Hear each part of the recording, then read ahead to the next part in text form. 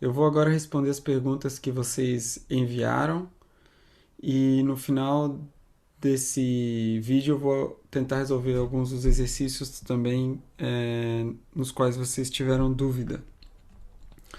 Bom, vamos lá. A primeira pergunta que eu recebi foi: se o arrasto parasita aumenta com escoamento turbulento e para voos em alta velocidade, o arrasto parasita corresponde à maior parcela do arrasto total, porque temos aeronaves transônicas com geradores de vórtices nas asas? Interrogação. Bom, primeiro a gente não falou ainda desse conceito de arrasto parasita. É, o arrasto parasita inclui o arrasto por atrito e também o arrasto de forma, o arrasto de pressão. E também qualquer arrasto que você tenha dos elementos é, acessórios, vamos dizer assim, no avião. Então, e de fato o que está sendo dito aqui é verdade. Em velocidades mais altas, o arrasto que vocês vão aprender, que é o arrasto induzido, ele diminui, é um arrasto devido à própria sustentação, tá? Mas é um efeito de vórtice de ponta de asa, é um efeito tridimensional, a gente vai falar sobre isso depois. Tá? Mas aí a pergunta ela se antecipa um pouco ao assunto que a gente está estudando, mas vou tentar responder. Primeiramente, a presença de geradores de vórtices, ela não é, ela não é, ela depende do fabricante. Por exemplo, se você olhar os aviões da Boeing, você vai de fato encontrar geradores de vórtices nesses aviões comerciais que podem voar em uma condição onde você tenha onda de choque sobre a asa, por exemplo, em algumas situações. Mas os da Airbus já não. Tem poucos. Tem gerador de vórtice em alguns, eu acho que alguns modelos, mas a Boeing faz muito mais uso desses geradores de vórtice. Qual a função do gerador de vórtice? O gerador de vórtice, ele, como o próprio nome diz, ele cria um vórtice perto da superfície e a função disso é justamente de energizar, entre aspas, a camada limite, torná-la mais enérgica e para que ela resista melhor à separação. Então, respondendo a sua pergunta, se há um gerador de vórtice presente, é porque essa parte, ou seja, você evitar a separação é mais importante do que você reduzir o arrasto. Então, a separação em situações de aproximação, né, de aterrissagem e decolagem, ela pode ser muito prejudicial. Então, e aí você faz isso numa altitude mais baixa, justamente onde você tem pouca chance de recuperar controle. Então, é uma decisão de projeto, mas você precisa conhecer mais elementos do projeto para justificar essa escolha, essa ou aquela escolha. Tá? Então, tem Boeing sem gerador de vórtice, assim como tem Airbus com gerador de vórtice. Mas a resposta que eu dou é que depende do projeto, não é que é uma regra, não existe uma regra geral para isso. Tá? E a outra questão que eu queria mencionar é que a camada limite no escoamento, nessas aplicações de aeronáuticas em geral, principalmente para aviões comerciais, a camada limite vai ser laminar só muito próximo do bordo de ataque. Depois ela vira turbulenta, tá? Então, mesmo você vai ter uma camada limite turbulenta. Agora geralmente o gerador de vórtice está no comecinho da asa, que é justamente para energizar o escoamento já desde o começo da asa.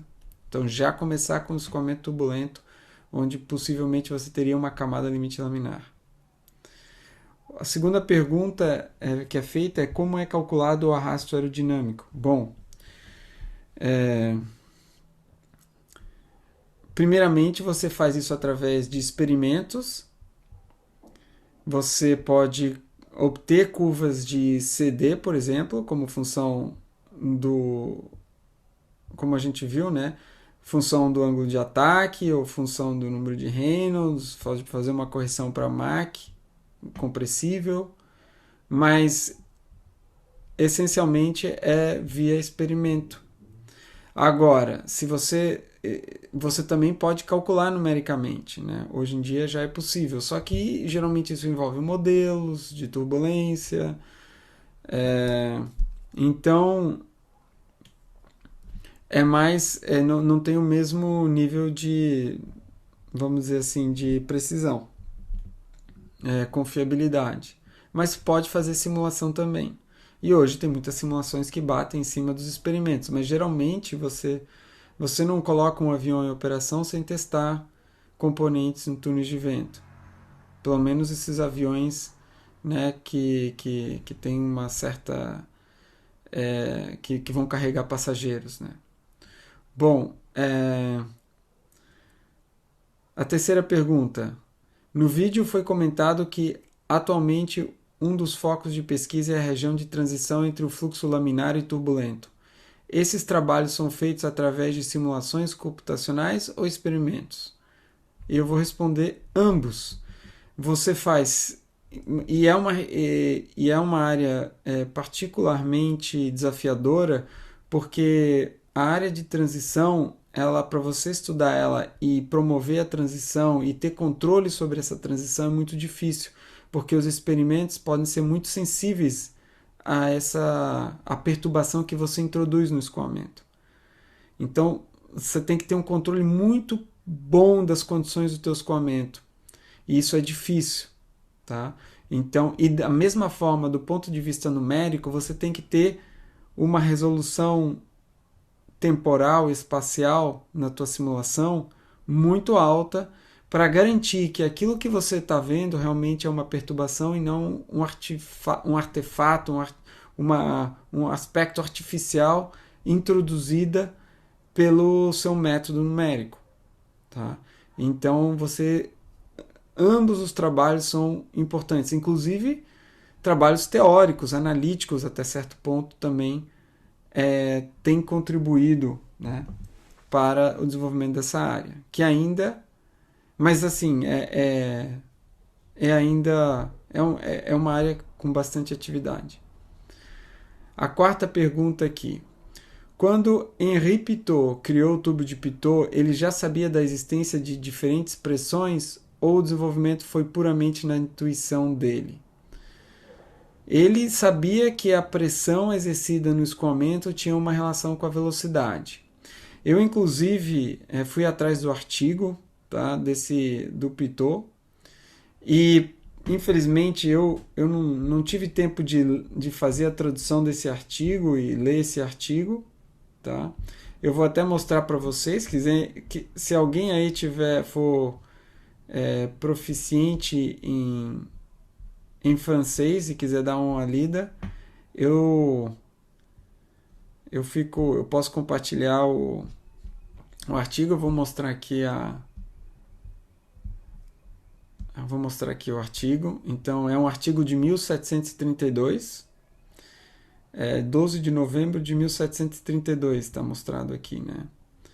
E descrição, né, de uma máquina para medir a velocidade, eu acho que é das correntes de água, e essa outra parte aqui eu não entendi. Mas eu consegui ler um pouquinho, assim, só que é muito texto. A gente está acostumado hoje em dia com artigos com muitas equações, e aqui você só tem muito texto, mas no final você tem uma tabela que relaciona a velocidade com a altura da coluna de líquido. Né? Então ele construiu essa tabela, que isso aqui é a velocidade da água. Aqui tem polegadas, eu acho, e pés. Tá? Então, polegadas e pés, velocidade, creio que por segundo, e aqui é a altura da coluna. Tá? Então tem uma tabela que tem duas colunas e ela continua aqui e continua para esse lado aqui também. Tá? Então ele faz essa relação e é uma relação quadrática. Se você plotar esses pontos, você vai ver que é uma relação quadrática.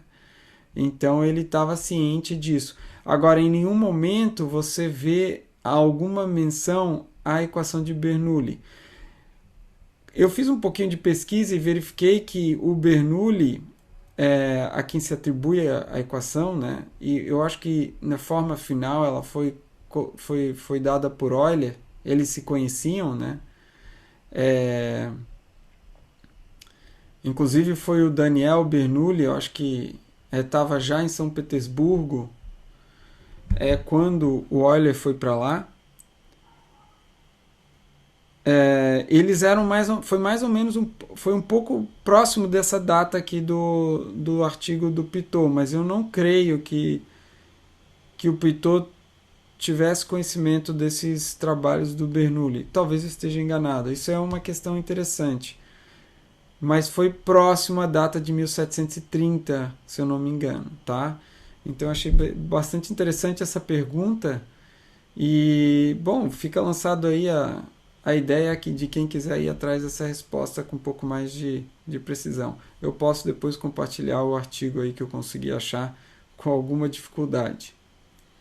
Então, a minha resposta para a pergunta é que eu acho que o Pitot talvez tivesse estabelecido essas relações de forma empírica, tá? Mas eu não tenho certeza. Eu teria que ler o artigo para saber exatamente como é que ele fez isso, tá?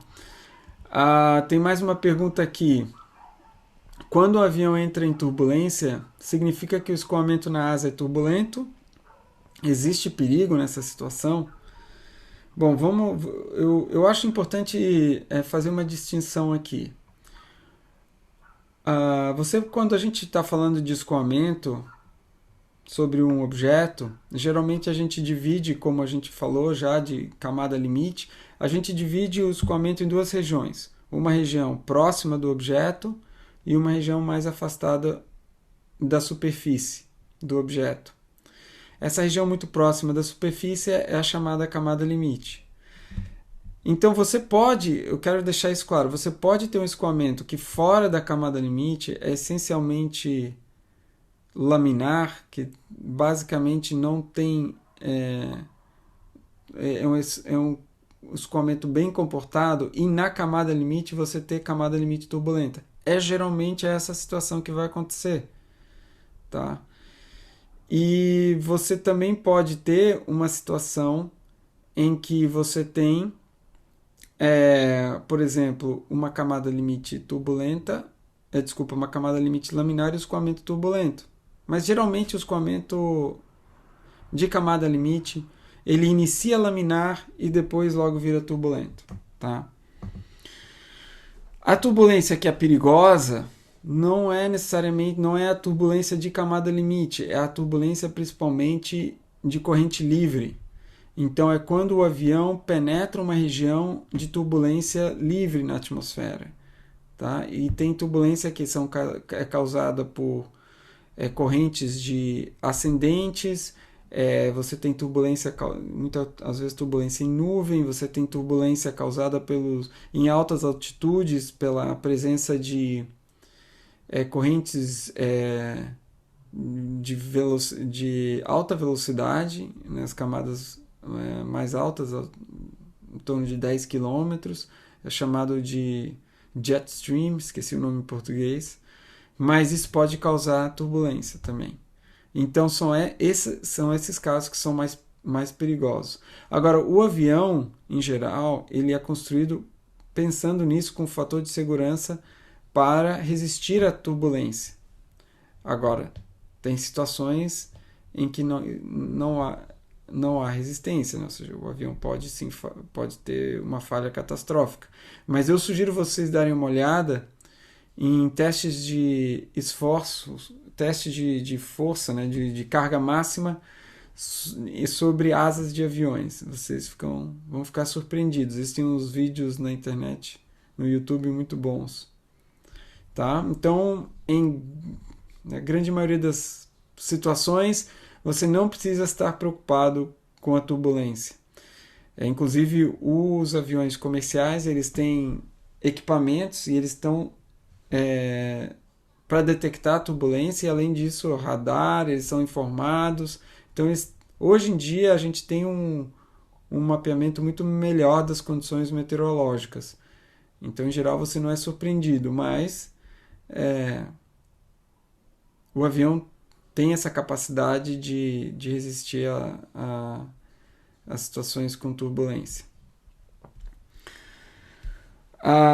Aqui tem uma outra pergunta. Eu não entendi muito bem o esquema de preferências entre as camadas limite laminares e turbulentas. Como é possível determinar qual das camadas tem preferência para cada situação?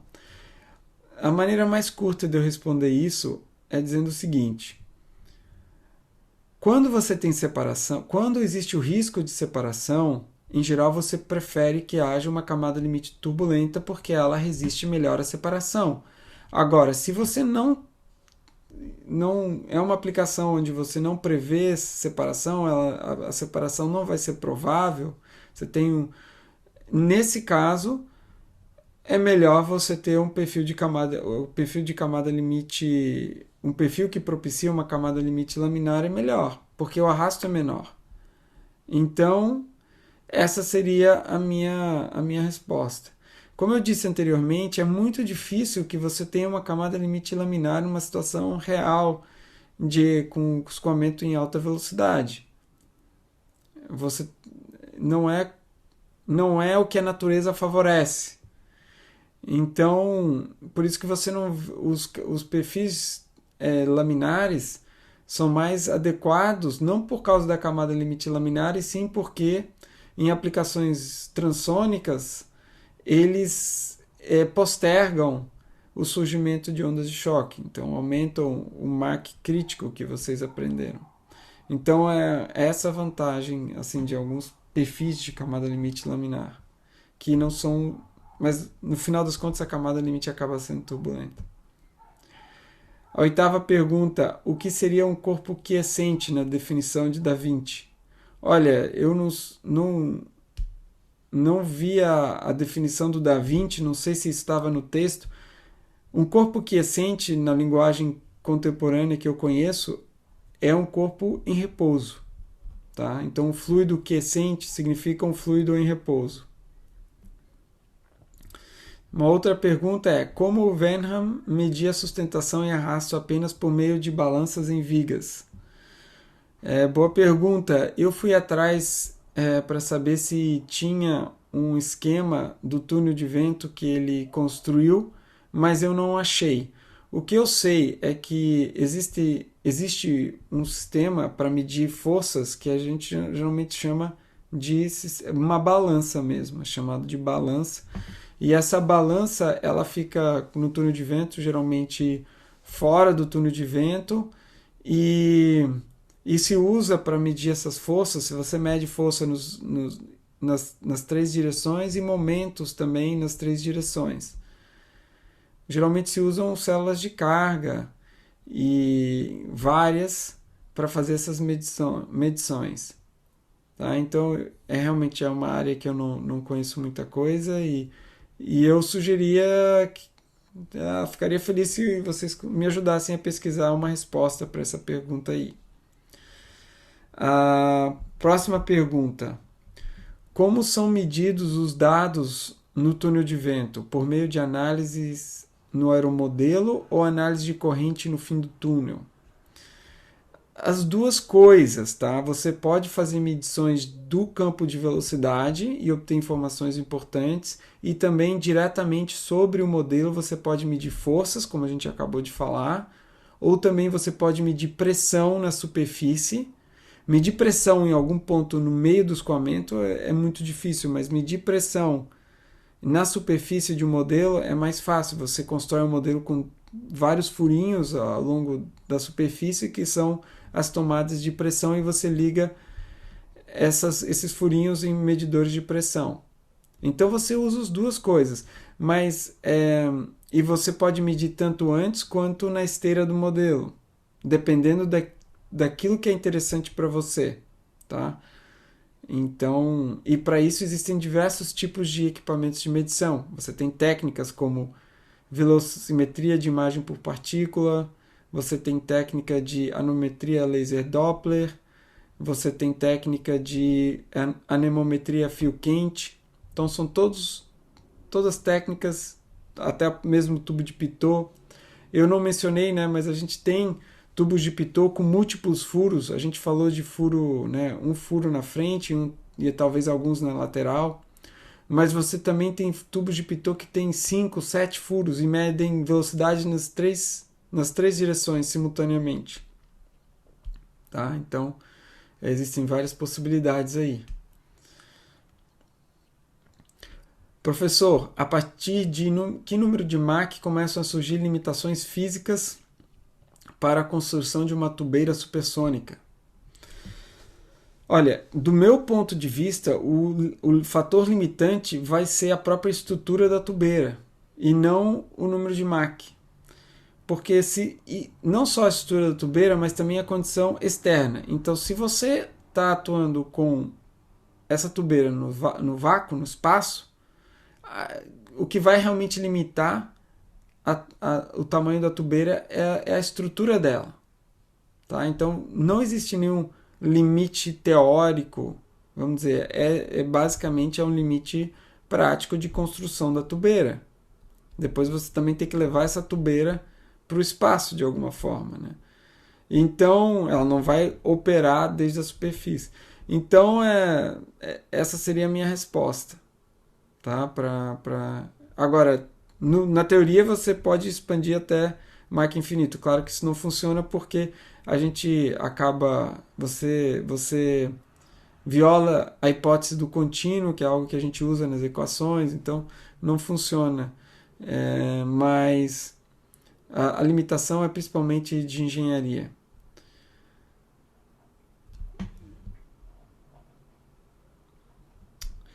Professor, deixa eu ver aqui, sobre um exercício. Aí tem uma última pergunta aqui, professor. Então o escoamento laminar pode se transformar em turbulento? Quais seriam os motivos? Olha, isso como eu mencionei, isso é toda uma área de pesquisa. Mas o que eu posso dizer de forma bastante simples e rudimentar é que o escoamento laminar, em todo escoamento você tem perturbações. Essas perturbações podem ser uma pequena rugosidade na superfície, pode ser uma vibração, pode ser uma diferença de temperatura. Qualquer elemento desses introduz uma pequena perturbação no escoamento. E em escoamentos laminares, a viscosidade ela tende a dissipar essa perturbação. Ela mata, vamos dizer assim, a perturbação. Agora, se a viscosidade não for suficientemente alta ou se a velocidade for muito elevada, o que acontece? Essa perturbação, uma vez que ela é criada, ela tende a crescer em vez de dissipar. E quando ela cresce, muitas vezes ela inicia como uma perturbação bidimensional que evolve para uma estrutura tridimensional, gera outras perturbações e aí você começa a ter crescimento das perturbações e a transição para a turbulência. Eu vou mostrar um vídeo dessa transição do escoamento laminar para o turbulento.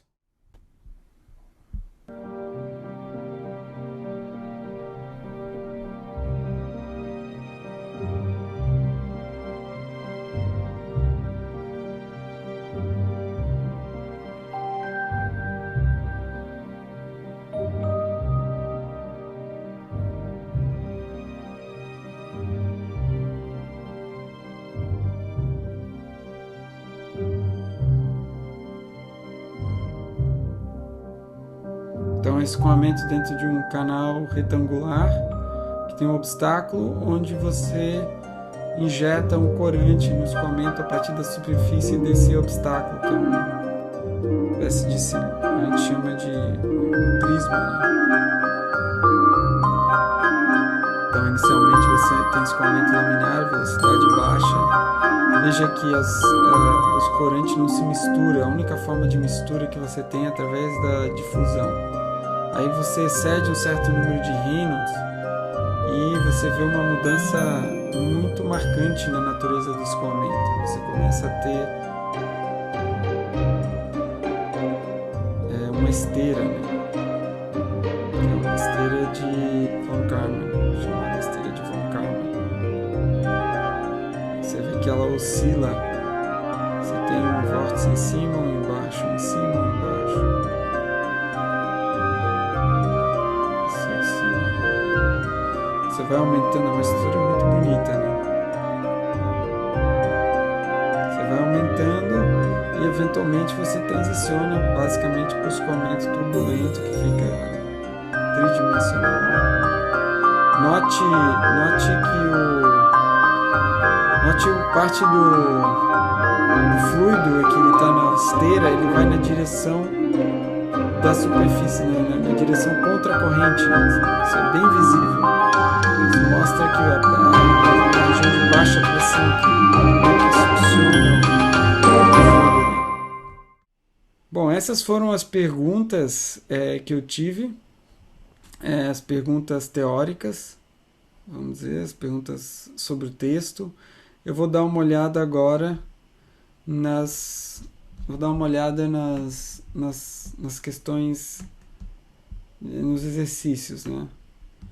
Minha intenção aqui não é resolver todos os exercícios, mas sim dar uma luz para vocês na solução dos exercícios, para quem está tendo alguma dificuldade. Então vamos lá, vamos ver o que eu consigo fazer aqui, ajudar. No exercício 4.34, o que a gente tem? Fala assim, ó, a asa do avião bimotor de apoio aéreo aproximado Fairchild Republic A-10A é aproximadamente retangular, com envergadura, comprimento perpendicular à direção do fluxo de 17,5 metros. Então, já disse, ó, é uma asa retangular. Então vamos pensar num retângulo. Eu vou tentar usar a função aqui, ver se... Então, você imagina, a asa é um retângulo. Essa distância aqui, vamos chamar ela de... Opa. Não funcionou. E tenho... Então, essa distância vai ser... Vamos chamar de W de largura. E essa distância aqui vai ser a nossa corda C. Então, W é igual a 17,5 metros. E a corda C é igual a 0,3, isso? Não, 3 metros. É isso mesmo, 3 metros. Ok, o avião voa ao nível do mar padrão com velocidade de 200 metros por segundo. Vou colocar V infinito 200 metros por segundo. Se o fluxo for considerado totalmente laminar, calcule a espessura da camada limite no bordo de fuga. Então, você tem uma função delta de x, que é igual a x, como que é? 5,2, é isso? X sobre raiz de Reynolds de x. Talvez esse valor esteja errado, né? Vamos conferir. Provavelmente está errado. Nunca lembro essas fórmulas. Deixa eu ver se tem... não, acertei, ó. 5,2x vezes Reynolds de x. Então, se você quer calcular a espessura da... Isso aqui é a camada limite laminar. Se você quer calcular essa espessura de camada limite na posição... Aqui o escoamento vem dessa direção aqui, né? Então aqui o V infinito vai passar sobre a asa e a camada limite vai crescer. Então, se eu olhar a superfície de lado, né, você vai ter aqui a superfície da asa, que para mim é um retângulo, e você tem aqui a distância x, e aqui você tem o ponto C, né, a distância C, vamos dizer. E aqui você vai ter um crescimento de camada limite, que aqui está grandemente exagerado. Esse é o delta de x, que é dado por essa forma. A única coisa que você precisa fazer é colocar o x aqui, que vai ser 3 metros, e Reynolds de x, lembra? O que é Reynolds de x? Reynolds, baseado na distância x, é ρ infinito v infinito x sobre μ infinito. Você tem esse dado aqui e esse dado aqui, vocês vão calcular. Da tabela vocês vão obter, né? Da tabela padrão, isso aqui tá... Ele fala que você está a nível do mar, certo?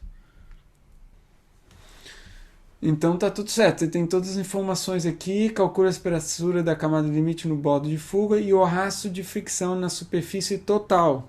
Então esse é o primeiro resultado. O segundo resultado é o arrasto de fricção.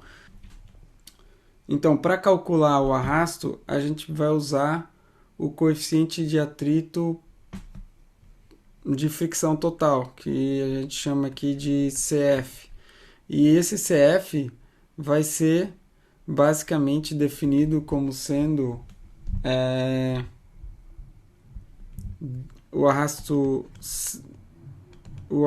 por fricção dF sobre Q infinito vezes F. Então é isso que vocês querem calcular, é o dF. Então precisam calcular o CF. E para o caso laminar, CF vai ser igual a 1,328 sobre raiz de Reynolds de L. Agora, o que é raiz de Reynolds de L, né? L é um comprimento total, certo? No nosso caso, o nosso L vai ser o C, basicamente. Então, aqui você vai chamar raiz de L, você na verdade vai... É como se você vai igualar uma raiz de Reynolds de C. E esse Reynolds de C é ρ infinito, v infinito, C sobre μ infinito, tá? O subíndice aqui, o que ele indica é qual que é o comprimento relevante. De uma forma geral, a gente usa Reynolds L. L, você que vai escolher, basicamente. E você pode escolher, nesse caso, como o escoamento é ao longo da corda, é a corda que manda. Então, por isso que você vai substituir o C no lugar do L, vamos dizer assim. Então, uma vez que você calculou esse CF, você obtém o DF simplesmente multiplicando por Q infinito e o S. Lembrando que o S aqui é igual a W vezes C. Né? 17,5 vezes 3. Então, é a forma como você soluciona esse exercício usando o cenário e os valores do problema 4.34. Suponha que o fluxo é completamente turbulento. Calcule a espessura da camada limite no bordo de fuga e o arrasto de fricção na superfície total. Compare os resultados turbulentos aos resultados laminares. Então, você vai fazer exatamente a mesma coisa, só que aqui o teu delta de x vai ser o delta de x do turbulento, do escoamento da camada limite turbulenta. E esse delta de x para a camada limite turbulenta vai ser 0,37x sobre Reynolds de x na 0,2. E o teu CF vai ser 0,074 sobre Reynolds de L na 0,2. O resto do problema é exatamente igual. Achou, isso aqui é a resposta direta, você vai substituir aqui o x porque ele quer saber a espessura da camada limite na corda. E isso aqui é o coeficiente de atrito, que é igual a dF sobre Q infinito vezes S. Né? Lembrando que Q infinito é definido como uma pressão dinâmica igual a 1/2 de ρ infinito V infinito ao quadrado. Então, o problema 4.35 é exatamente igual ao 4.34. A única coisa que você faz é usar uma relação, equações para camada limite turbulenta. Veja que você está assumindo nesse problema que a camada limite já inicia turbulenta. Em geral, você tem a transição de camada limite laminar para turbulenta, mas aqui, para simplificar o problema, fizeram dessa forma. 4.38, vamos lá. O tipo de cálculo do problema 4.3 é um exemplo clássico usado para fluxos incompressíveis de baixa velocidade, ou seja, dada a pressão e velocidade da corrente livre e a velocidade em algum outro ponto no fluxo, calcula-se a pressão naquele ponto. Tem que dar uma olhada no 4.3, mas suponho que estejam usando a equação de Bernoulli, basicamente. Em um fluxo compressível de alta velocidade, o número de Mach é mais fundamental do que a velocidade. Considere um avião voando a Mach 0,7. Então aqui a gente está falando do problema 4.38. Então Mach é igual a 0,7, ou seja, definitivamente compressível. E uma altitude padrão de 3 km. Então, chamar de HG 3 km.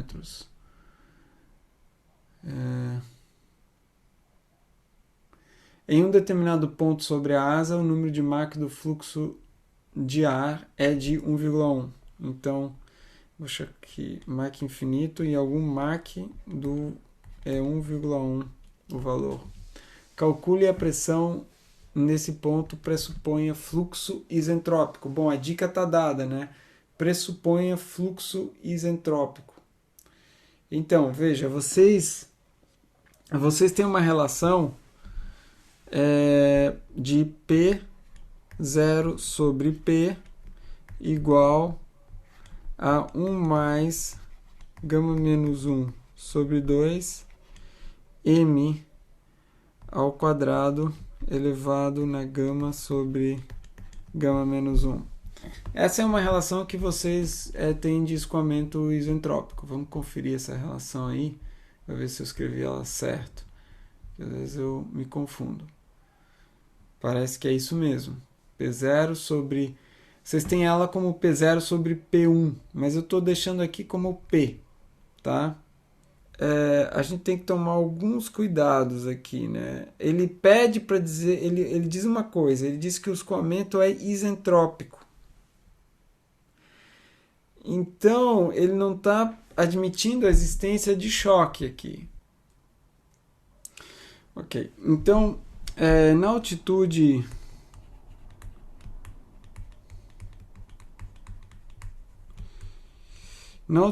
de 3 km, vocês vão lá e vão obter P infinito para essa altitude, a pressão estática. Esse é o valor que vai estar a pressão estática naquela altitude, tá? Esse vai ser o valor de P infinito. E aí, então, você vai ter o par de pressão P infinito e o número de Mach, que vai ser M infinito. Aí, o que você vai fazer? Bom, você vai... Veja essa equação aqui. Eu posso escrever essa equação para o caso infinito. Então, eu vou ter P0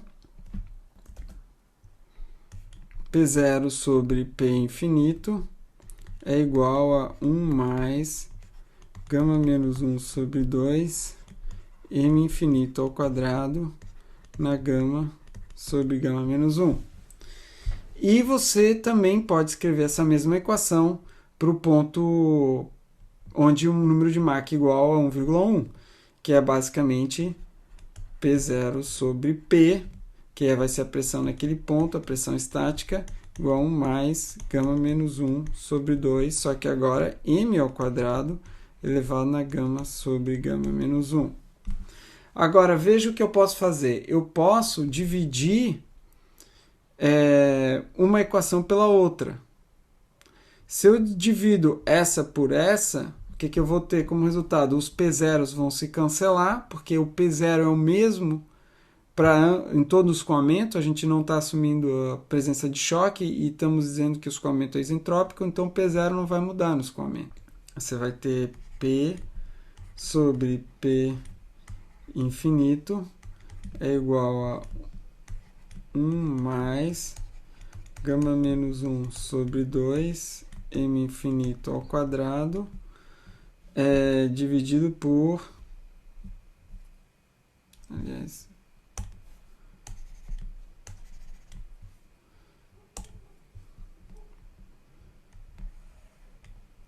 dividido por 1 mais gama menos 1 sobre 2 m ao quadrado e tudo isso elevado na gama sobre gama menos 1. Tá? Então, olha só, o m infinito você tem aqui nessa expressão, o p infinito você calculou porque você obteve ele na altitude de 3 km. Esse valor aqui você sabe, porque você sabe m infinito, que é 0,7, esse valor aqui você sabe que é 1,1, e o gama é 1,4. Então é simplesmente calcular essa expressão, e aí você pode passar esse lado aqui multiplicando, então você vai pegar o resultado dessa expressão, vai multiplicar por P infinito, e você vai ter a pressão P naquele ponto de interesse. Tá? Então essa é a forma de resolver o exercício 4.38. Vamos lá. Na seção 4.9, definimos o fluxo hipersônico como sendo aquele no qual o número de Mach é 5 ou superior. Os túneis de vento com número de Mach da seção de teste de 5 ou mais são chamados de túneis de vento hipersônicos. Da equação 4.88, a razão de área de saída em relação à garganta para os números de Mach de saída supersônicos aumenta à medida que o número de Mach de saída aumenta. Para números de Mach hipersônicos, a razão da saída em relação à garganta se torna extremamente grande. Então, os túneis de vento hipersônicos são projetados com tubeiras longas de alta razão de expansão. Neste problema e nos problemas a seguir, examinamos algumas características especiais do túnel de vento hipersônicos. Suponha que você deseja projetar um túnel de vento hipersônico com número de Mach 10, utilizando o ar como mídia de teste. Então, vamos lá. Então, Mach 10. Queremos que a pressão e a temperatura estáticas na corrente de teste sejam aquelas de uma altitude padrão de 55 km. Então, você quer saber temperatura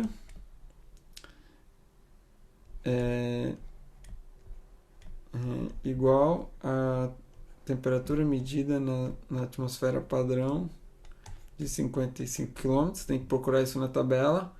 E a pressão também. Então, pressão para altitude padrão de 55 km. Tem que procurar lá. Calcule a razão entre a área de saída em relação à garganta. Bom, isso só depende do número de Mach.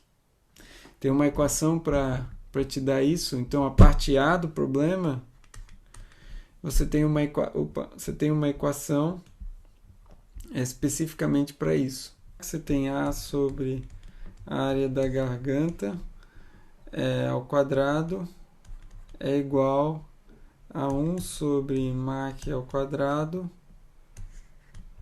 2 sobre gama mais 1, que multiplica 1 mais gama menos 1 sobre 2,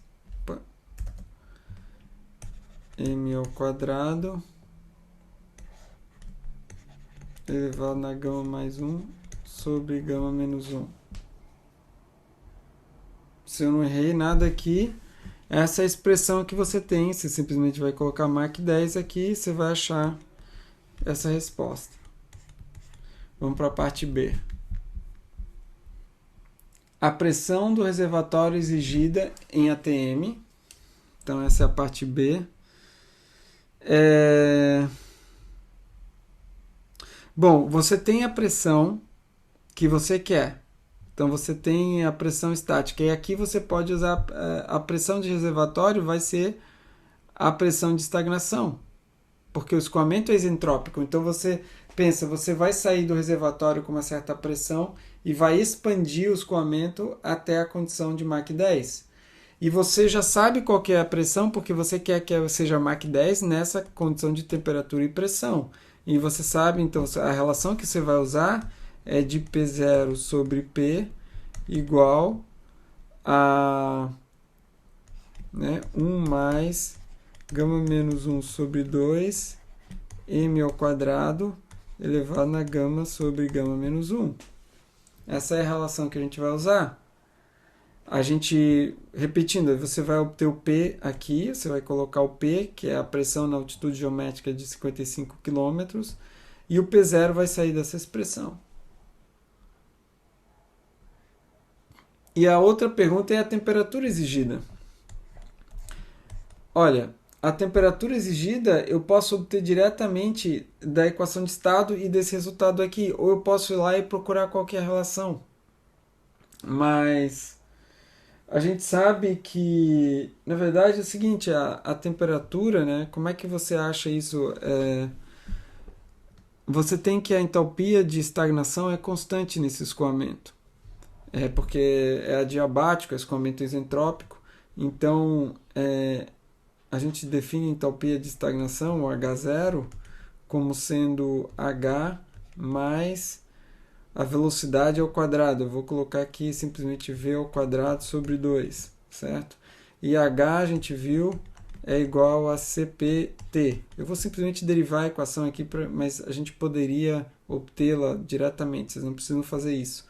Então, aqui, se eu multiplicar H, quer dizer, usar essa definição de H, HCPT e H0 vai ser CPT0.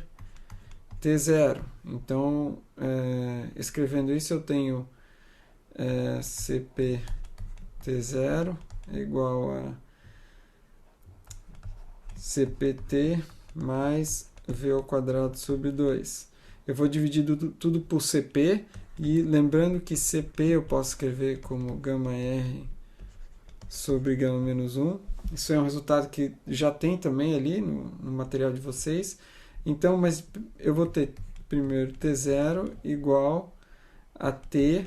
Veja, eu dividi tudo por CP primeiro. Mais V ao quadrado sobre 2CP. Vamos deixar por enquanto assim. Agora eu vou dividir tudo por T, tá? Então eu tenho T0 sobre T igual a 1 mais V ao quadrado sobre 2CPT. Que isso aqui é igual a 1 mais V ao quadrado sobre 2 gama R. Aqui em cima vou multiplicar por gama menos 1. E aqui eu tenho um T. Só que a gente viu que a velocidade do som ao quadrado é justamente gama RT. Então eu posso substituir isso nessa expressão. E eu tenho então que T0 sobre T é igual a 1 mais 1 meio, ou gama menos 1 sobre 2, que multiplica V ao quadrado sobre gama RT, que é A ao quadrado. Isso aqui vocês sabem que é o número de Mach ao quadrado.